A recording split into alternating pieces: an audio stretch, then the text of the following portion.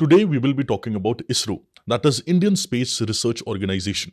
Now ISRO is touted as the most cost-effective and most efficient space agency in the world. However, the last two missions of ISRO has failed. But the past few months have been tough for them. They've faced setbacks. The latest one came yesterday when a rocket launch failed. It was to put 16 satellites into space. All of them were lost. These satellites came from various countries including Brazil and the UK. ISRO's first launch of 2026 did not go as planned.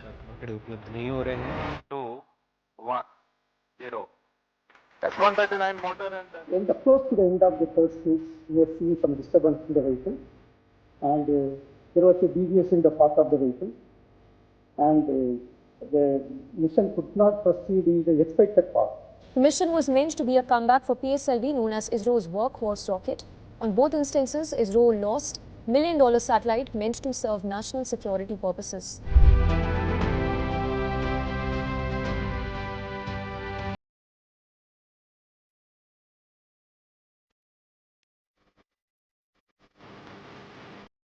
Which is why today we'll be talking about the failure of the latest PSLV mission of ISRO. India's PSLV, that is Polar Satellite Launch Vehicle rocket, has suffered back-to-back failures in May 2025 and January 2026 as well, and both were linked to third stage malfunctions in the rocket, and this has caused loss to the national security satellites in the country. Now, this latest PSLV, Polar Satellite Launch Vehicle C62 failure came with India's first launch of 2026. ISRO's first launch of 2026 came as a failure, which is why we need to have certain accountability of ISRO, and which is why we need to talk in detail about the reasons why it was a failure and what can be done in future in order to ensure that the cost efficiency and effectiveness of ISRO's missions is maintained alongside the failure rate is also controlled. Which is why today we will be talking about PSLV C62 mission failure.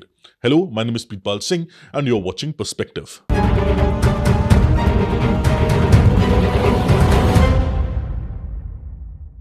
Now, as you all know, ISRO is one of the most premium space agencies in the world, and which is why any failure of ISRO should be studied very carefully and should be scrutinized very carefully as well. Now, when we talk about ISRO and we talk about PSLV, PSLV is ISRO's workhorse rocket, which means that in the last 33 years, PSLV has flown around 64 times, and out of those 64 times, only 4 times there have been a failure, and the last two failures have been in the last 2 years, that is in January of 2026 and May of 2025. Now, this recent mission, that is C62 PSLV mission, was carrying around 16 satellites to be reaching to its intended orbit. However, due to the third stage malfunction and third stage failure, they were not able to have and reach to that orbital velocity. Now, the failure analysis committee for the last year as well, when the last year malfunction happened, it attributed the loss, or it attributed the reasoning towards a drop in pressure in the combustion chamber of the rocket. However, a critical thing to note here is that the report has not been made public, which is why only the reason has been told, and the entire analysis report, failure analysis report has not been made public, which is a very critical thing to note here is. And while the cause of the latest failure, it is yet unknown because of course a detailed analysis will be done, but somewhat similar causes attributed to this failure as well. Now you would ask a question that what would happen in the third stage if the pressure drops. See, we'll be studying about the each stage later on, but let me tell you that if in third stage the combustion chamber pressure drops, it means that the rocket is not able to get its absolute acceleration which it should get in order to have that orbital velocity, and it actually prevents the rocket from attaining the acceleration which is required to sustain its orbit around the Earth. And because this acceleration is not achievable due to the lower pressure, eventually the rocket falls down due to Earth's gravity, and eventually leading to the mission failure. Now, in order to have a detailed understanding of this, we need to understand about PSLV, that is Polar Satellite Launch Vehicle, and what are the different stages of it. See, first of all, PSLV is having 4 different stages, and it is a launch vehicle to launch different satellites into the Earth's orbit. And one more important thing to note here is that each of the stage, it uses its own engine, it uses its own fuel to sequentially propel the mission before it detaches itself once the role is completed. Which is why in the first stage is the stage of liftoff and atmospheric ascent. which is a very critical stage for the PSLV, and it actually handles the lift off of the PSLV and the satellites, and also a near vertical climb to about almost 50 to 60 kilometers from the Earth. Now, in the first stage, a solid propellant is used, and it overcomes gravity very easily and atmospheric drag also very easily, and it consumes a massive fuel in under just 2 minutes of being jetonized, and which is why the vertical ascent of 50 to 60 kilometer is the first stage. Now comes the second stage again, which is very, very important, and the second stage is about vertical to horizontal transition. Now, the second stage is developed indigenously by an engine known as Vikas engine and a liquid fuel. Now, there was a solid propellant in the first stage, but in the second stage, there is a liquid fuel.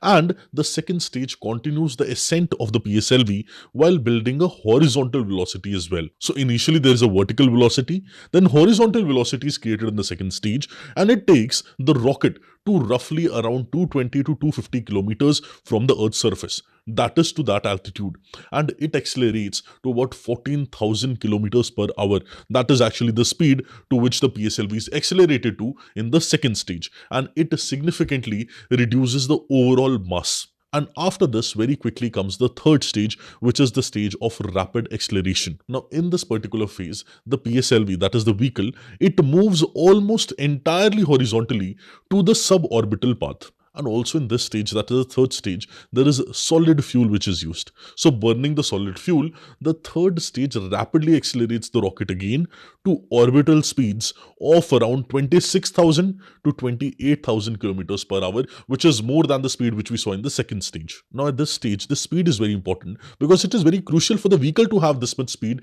in order to accelerate and prevent the vehicle from falling to the Earth's surface. And which is why in the third stage of rapid acceleration, solid fuel is burned because rapid acceleration is required. High levels of acceleration is required. And as you can see, the third stage is the most critical stage where if the rapid acceleration falls, eventually the PSLV mission would fail.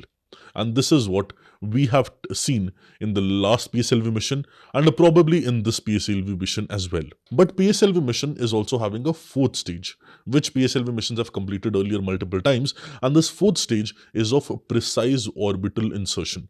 That in the precise orbit, the satellites would be inserted. So the final stage, it uses a liquid propellant.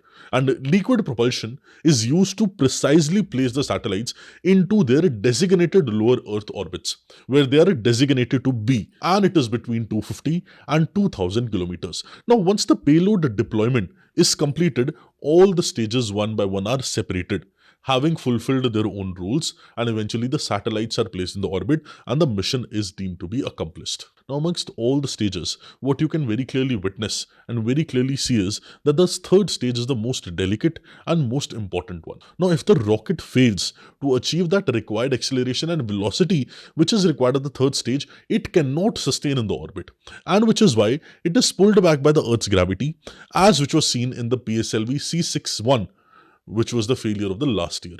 And as you remember, solid fuel was used in the third stage, which turns into gas and it increases the pressure in the combustion chamber. And this extremely high pressure gas, it releases or exits through a nozzle and it produces a rapid thrust that rapidly accelerates the rocket to near orbital speed. And this is how acceleration is gained in the third stage. So it simply means that the high pressure chamber in the third stage, it accelerates the thrust and it leads to acceleration.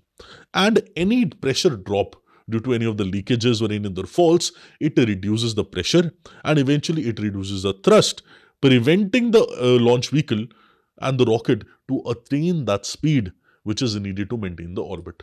And eventually the mission fails, which is what happened in the last time and probably this time as well. But one important thing for the last year's failure was that it was attributed towards a manufacturing defect, which led to a leakage and it reduced the pressure in the combustion chamber, which eventually led to a decline in the thrust and decline in the acceleration, and which is why the vehicle could not go into the orbit. But the question is that the latest failure is also due to the same reason, then it might do a very big reputational damage to Indian Space Research Organization. Now, ISRO is considered as a very premium space agency, a very premium space organization, and if this type of mistake is repeated again, then it would definitely be very bad to the reputation, long-standing reputation of ISRO as a premium space agency. See, one thing to critically note here is that these space missions, they allow very thin margin of error. And while failures are not very uncommon, but back-to-back setbacks, and that too of same types and same rockets, would definitely question the credibility of the people who are working. And definitely we are not questioning the entire ISRO's capability, but definitely this failure needs to be scrutinized very, very carefully, so that the hard-earned money of India's public, which is spent on these missions in ISRO, is definitely used effectively. We need to ensure that. And this recent high failure rate of ISRO, it needs to be studied very well. And as PSLV is a very key revenue generator for ISRO as well, either through commercial or through foreign launches, question over its credibility can lead to lower revenue as well. And it can hit the credibility and finances of ISRO to a great extent. See, but everything is not bad. Because if you see the history, ISRO is having a long-standing history of coming back after the setback of failures. Which means comeback of ISRO should be stronger, should be more effective, and should be more efficient. And definitely it will help ISRO to restore confidence on its space agency, and people would also trust the space agency even more than before. Also, one more question which lingers around is that launching PSLV-C62 just after 8 months of a failure of PSLV-C61, and without any disclosure of the investigative findings, it definitely intensifies the questions about transparency, about quality control, and risk management, which has now placed ISRO at a very critical position and at a very sharper technical and reputational scrutiny. Which is why this scrutiny needs to be done very, very properly, and trust on ISRO for the public needs to be restored in the subsequent missions. I hope you gained some new perspective from this session. Do let me know what are your views surrounding this particular issue in the comment section. All the very best. Have a beautiful day. Thank you.